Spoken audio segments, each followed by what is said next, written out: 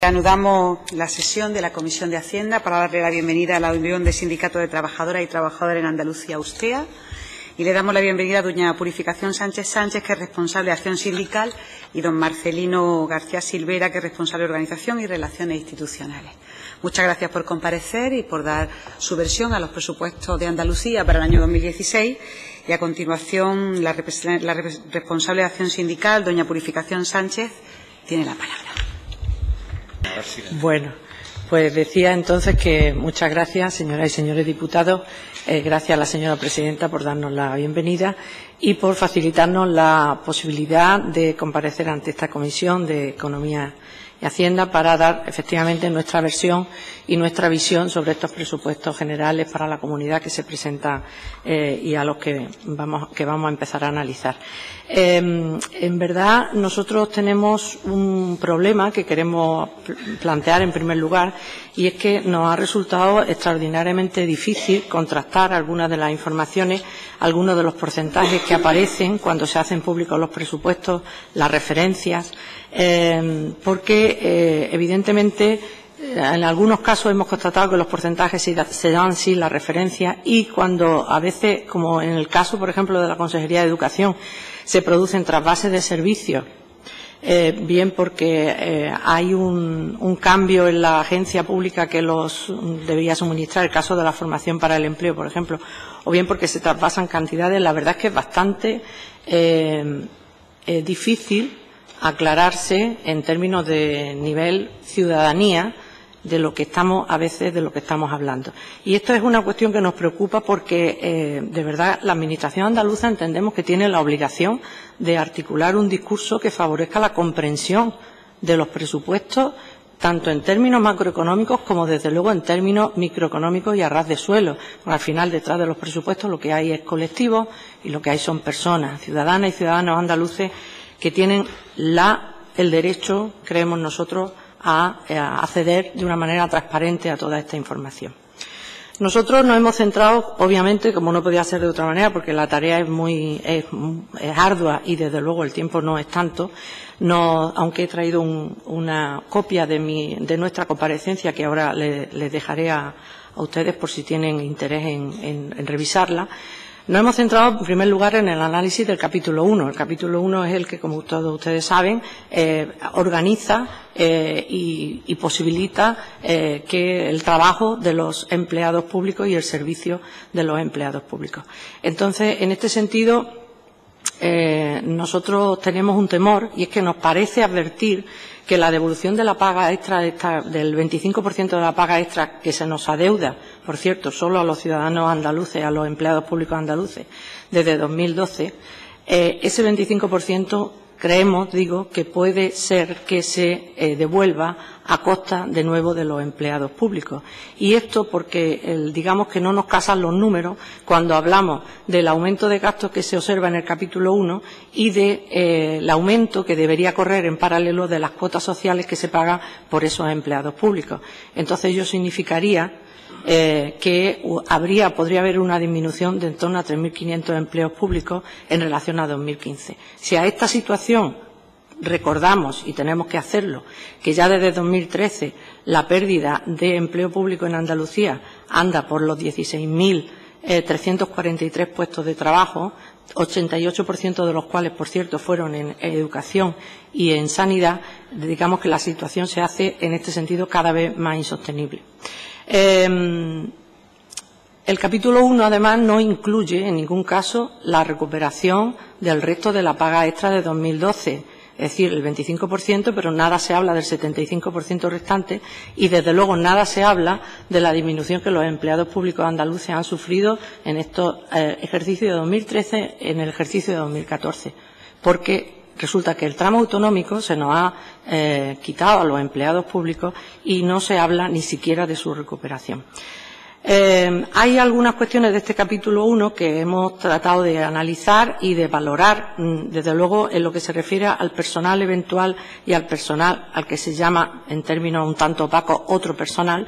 Evidentemente, en esos dos apartados En el personal eventual el gasto aumenta para 2016 en un 4,24%, pero el hecho es que en ese personal eventual se incluye el personal de libre designación. Y en cuanto al personal de confianza, y en cuanto al gasto de otro personal, el gasto ha caído en el periodo 2014-2015 y en este ejercicio sufre una recuperación, pero la sufre a costa del empleo público, porque lo que se hace es, digamos, recuperar servicios externalizados y pagar esos servicios externalizados. Es decir, hay una tendencia en ese capítulo de gasto, en ese capítulo 1 de gasto, por el que el personal eventual y el otro personal, esos gastos los debería tener congelados. Es la única manera de revertir la externalización en beneficio del empleo público. En cuanto al capítulo 6, hay también que el capítulo se dedica a inversiones reales. Comprobamos que mientras en el periodo 2014-15 el gasto experimentó un aumento del 13% en todas las consejerías, no es el caso de estos presupuestos, en el que el gasto disminuye casi un 10%. En cuanto a la formación y el empleo, un apartado que evidentemente nos preocupa, dada la situación ya endémica de pérdida y de destrucción de empleo y de situación de paro que viene padeciendo nuestra comunidad autónoma, el gasto de formación profesional para el empleo, como saben ustedes, este año ha pasado de nuevo, después de que el año pasado estuvo en la Consejería de Educación, ha pasado de nuevo a la Consejería de Empleo, Empresa y Comercio. Y no obstante este gasto hemos constatado que se reduce casi un 37%. Y también sigue disminuyendo el gasto destinado a la formación de profesorado para esta formación para el empleo. En 2015 la Consejería de Educación asumió estas competencias, pero este programa en 2015 tenía una financiación subida de en torno al 1,79%, gasto que ni siquiera se ejecutó. Como todos ustedes saben, se devolvió ese dinero sin haberlo gastado. Estos datos por sí solos creemos que contradicen cualquier declaración institucional sobre lo que supone la lucha contra el desempleo y el afianzamiento del empleo. Hay otro capítulo que nos preocupa especialmente, que es el referido a bienestar social, uno de los buques insignia de estos presupuestos, y aquí se produce una política en la que se alterna de alguna manera el aumento en unas partidas con la disminución en otras. Y hemos querido traer a colación uno de los ejemplos, uno de los muchos que se podrían poner. En esta política fluctuante se aumenta, por ejemplo, el gasto en torno a un 6,9% en lo que se refiere a la inclusión social, y en concreto en el capítulo de parados de larga duración, mientras que se disminuye el gasto del programa de servicios de apoyo a la familia en torno a un 10%. En cuanto a educación, realmente la situación ha sido un tanto difícil incluso de ser analizada, verán ustedes, porque globalmente los presupuestos de la Consejería de Educación se ha publicitado que habían aumentado un 4%. Cuando nosotros hemos analizado los presupuestos de educación, resulta que nos salía una disminución del 1,88%. Y yo voy a tratar de explicar en qué consiste esta disfunción. Desde 2013 la disminución ha sido además del 2,53%. Estos datos son los que resultan al eliminar la partida de formación para el empleo. Si la incluyéramos, no obstante, la subida global en educación sería en torno al 2%, algo que está muy alejado del 4% que se publicita. ¿Por qué se publicita el 4%? Pues porque evidentemente se alude a educación, cuando se habla de educación se alude a los gastos de la Consejería de Educación, pero también a otros gastos en educación que se gestionan a través de otras consejerías.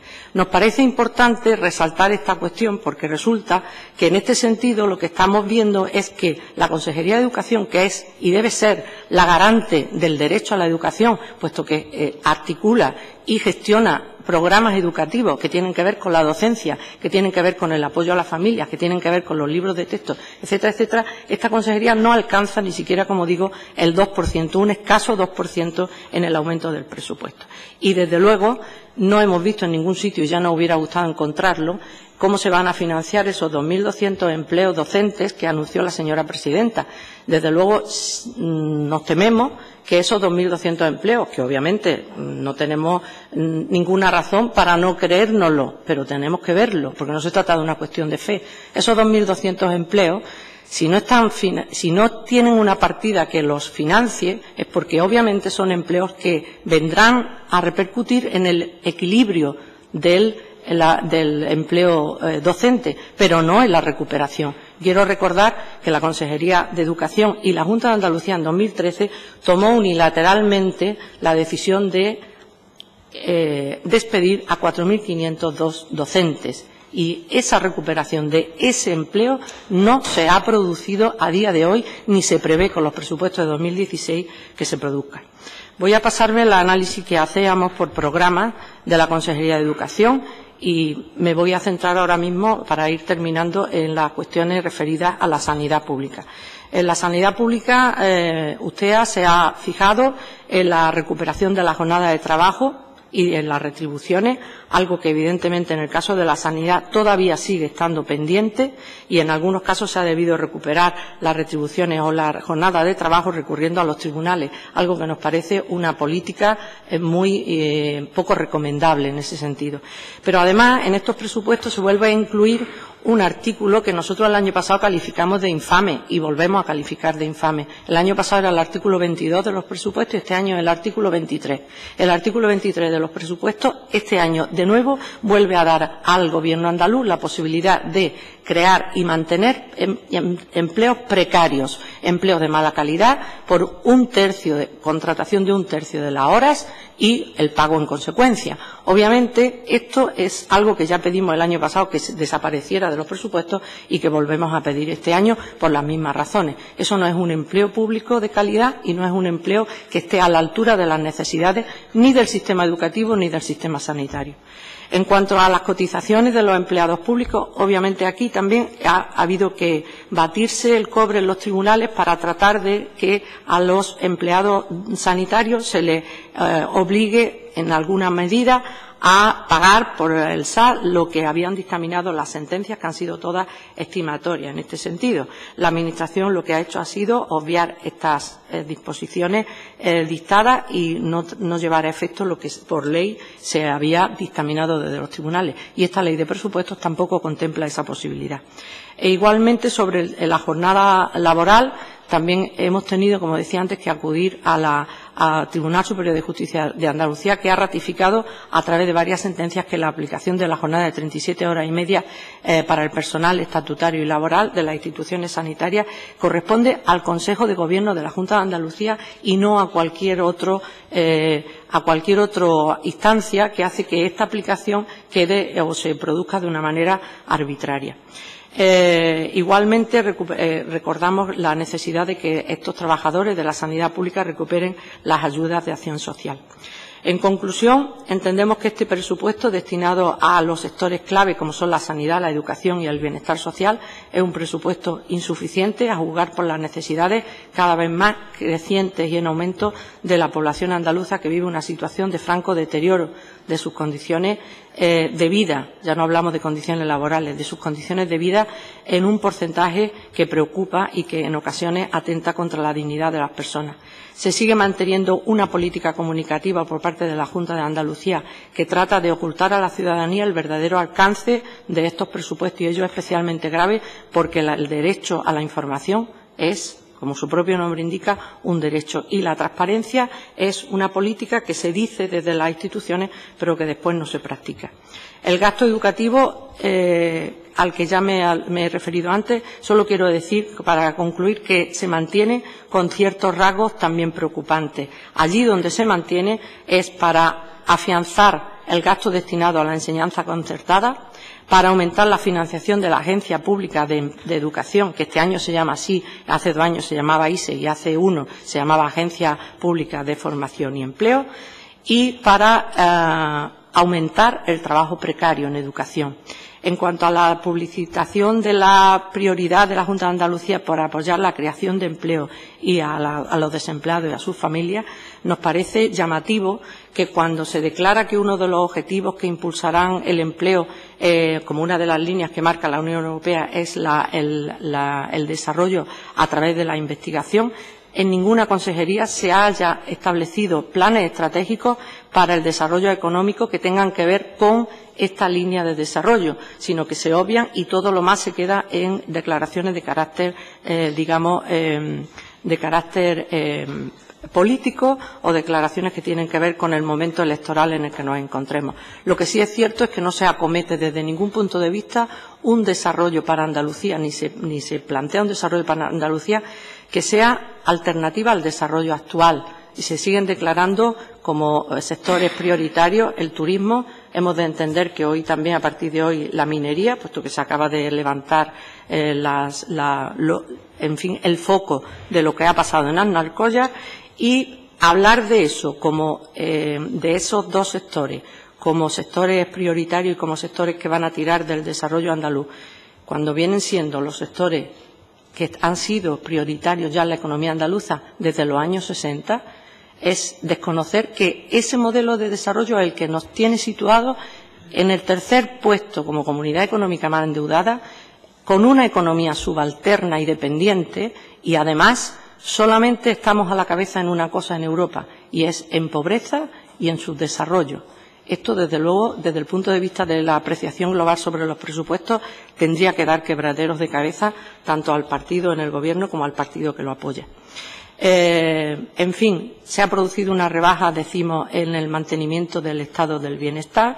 El sector instrumental de la Junta de Andalucía, la llamada Administración paralela, sigue manteniéndose y, en algunos casos, aumentando. De manera que parece que hay poco interés por revertir ese empleo a empleo público. Y cuando se habla de garantizar y blindar los servicios públicos, y cito las palabras de la señora consejera, a la luz de las actuaciones presupuestarias solo podemos pensar que esto se va a hacer si se hace a expensas de los empleados públicos, de aumentarles la jornada laboral, como se ha venido haciendo, de rebajarles las retribuciones y de empeorar sus condiciones laborales y profesionales. Por último, no hemos venido con las manos vacías, traemos propuestas, claro que sí, no propuestas aparte de la propuesta, obviamente, de repensar la alternativa al desarrollo en Andalucía. Nosotros proponemos que el Gobierno andaluz garantice las prestaciones de los servicios públicos de calidad y, si fuera posible, sin pervertir el concepto de calidad. Creemos que debe haber una oferta pública de empleo acorde con las necesidades reales de la ciudadanía. Creemos que hay que revertir la privatización en los servicios educativos, en los servicios sanitarios, en los servicios complementarios y allí donde se produzca. Creemos que hay que eliminar la administración paralela, que hay que revertir los contratos parciales en los servicios y precarios en los servicios básicos, que hay que aumentar de manera real la tasa de reposición del 100% y aplicar lo que establece la adicional 15 de los presupuestos generales del Estado, que modifica lo que decía el artículo 4 del Real Decreto del 14 de 2012 sobre las sustituciones del profesorado. Cuando le hemos preguntado a la Consejería de Educación, dice que todavía no sabía qué iba a hacer con ello. Aplicarlo sería de desear. También creemos que merecemos y necesitamos los empleados públicos andaluces que se nos devuelva la paga extra de diciembre de 2012, como se está haciendo y se va a hacer con fechas ya propuestas en el resto de las comunidades autónomas. Y también exigimos la devolución del 15% recortado en los años de 2013 y 2014 a cuenta de las pagas del tramo autonómico de las pagas extras de esos años. En definitiva, contemplar todo o al menos una parte de estos presupuestos y reivindicaciones supondría, creemos, hacer unos presupuestos, haber elaborado unos presupuestos al servicio de la gente y no de los partidos políticos, como declaraba el señor Marín. Lo que pasa es que el señor Marín decía que se había hecho eso, pero a la luz de lo analizado mucho nos tememos que es justamente lo contrario lo que se ha hecho. Y luego, cuando se habla desde la Junta de Andalucía de convertir la recuperación económica en oportunidad para el bienestar de los ciudadanos, nosotros decimos que del Gobierno depende que esto sea o pura retórica o una realidad que las andaluzas y los andaluces demandamos y merecemos. Muchas gracias. Muchísimas gracias, señora Sánchez, por su exposición y bienvenido a la comisión. Y a continuación los portavoces le dirigirán la palabra. En primer lugar, por el Grupo Izquierda Unida, la señora Cortés. Sí, muchas gracias, presidenta. Muchas gracias a la representante de usted, a Purificación, por efectivamente el trabajo que significa mirar unos presupuestos de manera comprensiva y tratar de hacer una síntesis a esta comisión parlamentaria sobre cuál es la opinión que le merecen los presupuestos para la comunidad autónoma del año 2016.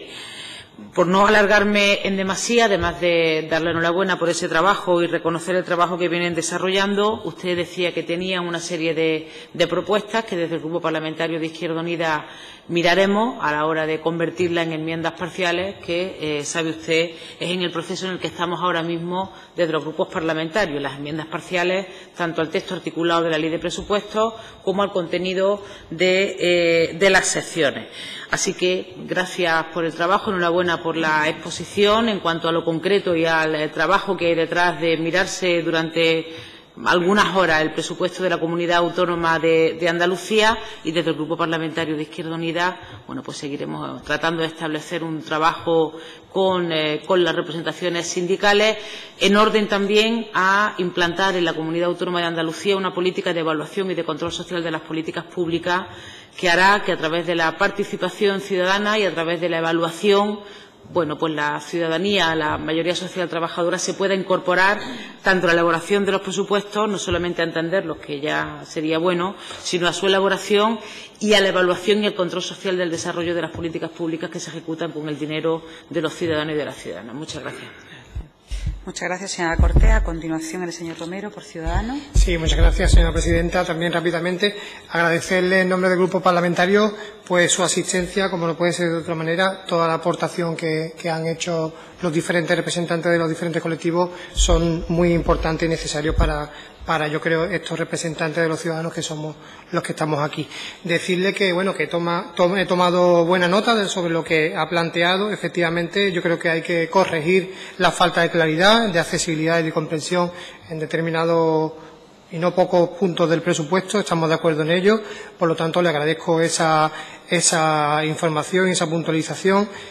También agradezco que haya localizado y detectado las diferentes necesidades presupuestarias y las deficiencias en este sentido. Por lo tanto, a nosotros nos servirán también como enmienda y, como bien ha dicho Melena, pues estamos en ese momento.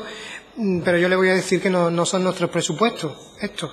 Nosotros lo que hemos hecho es, por responsabilidad en su momento, enmendar cuando tuvimos oportunidad de no hacerlo y de ponernos de perfil, y lo que hemos hecho es enmendar. Es cierto que no estamos acostumbrados en Andalucía ni en España a la política del diálogo, a la política del acuerdo. Es algo novedoso y, por lo tanto, es difícil de comprender, pero no le quepa duda de que vamos a hacer enmiendas y que simplemente hemos obligado a que nuestras principales exigencias estuvieran en ese presupuesto. Dicho eso, pues evidentemente queda muchísimo, yo estoy totalmente de acuerdo con usted, queda muchísimo por andar, no solamente el cumplimiento de este acuerdo de legislatura, de investidura, sino durante toda la legislatura, todos los compromisos que están firmados ahí, que son públicos, y por lo tanto no le quepa duda de que recibimos de buen agrado esas aportaciones y que somos firmes defensores de la política de servicio público por parte de todos los profesionales, tanto la educación, sanidad, servicios sociales, y somos también defensores de que se cumplan las sentencias, defensores del diálogo, y por lo tanto nosotros siempre van a encontrar un aliado para que la situación revierta. Muchísimas gracias. Gracias, señor Romero. A continuación, por Podemos, la señora Lizárraga. Muchas gracias. Muchas gracias por su intervención. Simplemente decirles que desde Podemos nos van a encontrar siempre en contra de la externalización de los servicios públicos esenciales y por la recuperación de los niveles de servicio público, porque entendemos que no se puede hablar de blindaje de unos servicios públicos recortados y en un marco de derechos sociales recortados también, porque además eso significa un avance hacia la precariedad, no solamente para el personal de la subcontrata, el personal que también está dentro de la Administración pública, sino la precariedad para la garantía de los derechos humanos, que al final lo que se encuentra detrás de esos servicios públicos esenciales. Y sin más, agradecerle su intervención. Muchas gracias, señora Lizárraga. Señor Miranda, por el Grupo Popular. Muchas gracias, señora presidenta. Agradecerle también su intervención, y además su intervención con la valentía y la claridad que la ha expuesto. Efectivamente, estos presupuestos van a ser los presupuestos que van a condenar a los empleados públicos andaluces a ser los peores tratados de toda España. No se corrigen los presupuestos y yo no le puedo dar mucha esperanza. Desde el Partido Popular lo hemos planteado como enmienda, lo hemos planteado como propuestas. Y sí tengo que decirle que el año pasado presentamos yo le podría decir que lo vamos a llevar en la enmienda a los presupuestos, pero el año pasado presentamos 425 enmiendas a los presupuestos de la Junta de Andalucía y de las 425 nos aprobaron 0, no nos aprobaron ninguna. Con lo cual este año, que hay más pluralismo político y que ya ha dicho el Partido de Ciudadanos y ha dicho públicamente, y acaba de decirlo, que han obligado a que se incorporen sus prioridades en los presupuestos, que también sea esto una prioridad para ellos y con el apoyo nuestro podamos mejorar el trato que se da, porque el presupuesto aumenta un 5,6%, es que hay un incremento del presupuesto muy importante, no aumenta un 1, un 2, aumenta un 5,6%, y en el presupuesto que nos facilita la Junta de Andalucía, en la Ley de Presupuestos para 2016, en cuanto al presupuesto funcional, por ejemplo, la función 1, que se llama Alta Dirección de la Junta de Andalucía, tiene un incremento del 16,18%. Estos son datos de la propia Consejería, en el que aumenta la Alta Dirección de la Junta de Andalucía el presupuesto un 16,18%. Por tanto, entendemos que si un presupuesto medio de incremento del 5,6%, para todos son más de 32.000 millones de euros, que es mucho dinero, tiene que haber para recuperar derechos que se han perdido. Por tanto, intentaremos en el trámite de enmiendas presentar las enmiendas que mejoren este presupuesto y confiamos en que la sensibilidad del resto de grupos nos apoyen estas enmiendas que presentemos y podamos mejorarlas. Por simplemente darle de nuevo las gracias por sus aportaciones y nada más. Gracias. Gracias, señor Miranda. Y la señora Ruiz, por el Partido Socialista. Bueno, pues yo, en nombre del Grupo Socialista, agradecer la presencia de usted hoy aquí en la tramitación de este proyecto de ley y también la intervención de Purificación Sánchez y la valoración de ese presupuesto que nos ha hecho llegar. No podemos compartir parte de esa valoración, como es evidente. Este grupo parlamentario entiende que la prioridad absoluta del presupuesto es la creación de empleo, que se mantiene el estado del bienestar, que supone un 83% del gasto y que además de eso pues también supone un aumento del 9% en inversión. Sí que es verdad que como todo es mejorable y en esa mejora pues se viene trabajando y en aras también de esa mejora pues este grupo le solicita nos trasladen todas las aportaciones que crean conveniente para la tramitación de este proyecto de ley. Y, como no, pues agradecer que hoy hayan tenido el interés en colaborar y participar en la comparecencia de agentes sociales. Muchas gracias. Gracias, señora Ruiz. Señora Sánchez, ¿quiere usted finalizar la intervención? Bueno, pues muchas gracias a todos, a todas y a todos ustedes por la atención que nos han dispensado. Este año la verdad es que mi réplica va a ser un poquito más fácil, por lo menos no me han preguntado ustedes cómo repartiría los presupuestos, porque el año pasado me lo preguntaron. Yo ya este año lo traía estudiado, porque dije, bueno, si me lo van a preguntar otra vez, este año de verdad que no, vamos, que yo ya lo traía estudiado de antes, también el año pasado. Pero bien, quiero insistir en algo que nos parece fundamental. Sea como sea, cuando un sindicato como el nuestro, que es un sindicato modesto y un sindicato honesto y también muy peleón, cuando un sindicato como el nuestro habla de los empleos públicos y de los empleados públicos, no está hablando solo de lo suyo. Hablamos de los empleados públicos porque estamos convencidos que ellos son los que, con su trabajo, garantizan que los ciudadanos ejerciten derechos. Y eso es fundamental. Entonces, nosotros como empleados públicos, obviamente, además, también tenemos nuestras necesidades y también tenemos nuestros derechos. Y en ese sentido, a la vez que reivindicamos los de la ciudadanía, reivindicamos los nuestros. Pero no solamente eso, sino que reivindicamos también un modelo de gasto y un modelo de gestión. Y ese es el problema. El modelo de gasto tiene que ver con recabar dinero y se recaba, en nuestra, insisto, modesta opinión, con un cambio radical debería hacerse en el modelo, lo que se llama el modelo de desarrollo. Esto es una cuestión que no trasciende siquiera, por supuesto, esta legislatura y trasciende a esta comisión, pero es algo que nosotros decimos una y otra vez y estoy segura de que sus señorías además habrán leído literatura al respecto porque a verla hayla y muy amplia y muy seria. Y en cuanto al modelo de gestión, que eso sí que correspondería ya a este Parlamento y merecería ser controlado, evidentemente aquí se trata de otra cuestión. El modelo de gestión tiene que ver con hacer desaparecer en bien del empleo público la administración paralela, tiene que ver con hacer desaparecer las agencias, tiene que ver con eliminar la sombra sobre cómo se gestiona el dinero público y tiene que ver con el hecho de que la ciudadanía sepa a dónde van los euros y para qué van, incluso con que la ciudadanía pueda decir si esos euros deberían ir a cierto sitio o a cierto otro. Que sigamos siendo la tercera comunidad autónoma más endeudada, eso tiene que hacer pensar a todas las fuerzas políticas a las que los ciudadanos hemos dado nuestro voto para que estén en este Parlamento. Y, desde luego, la ciudadanía seguimos teniendo y debemos tener algo que decir, y eso es lo que estamos haciendo aquí. Por último, hablar de que cuando se habla de sensibilidad, evidentemente la sensibilidad política debería ser un valor en los presupuestos, pero un valor que estuviera a salvo de los acuerdos más o menos puntuales o más o menos trascendentes. Y cuando hablamos de sensibilidad política estamos hablando de un sentimiento que se traduce en términos políticos.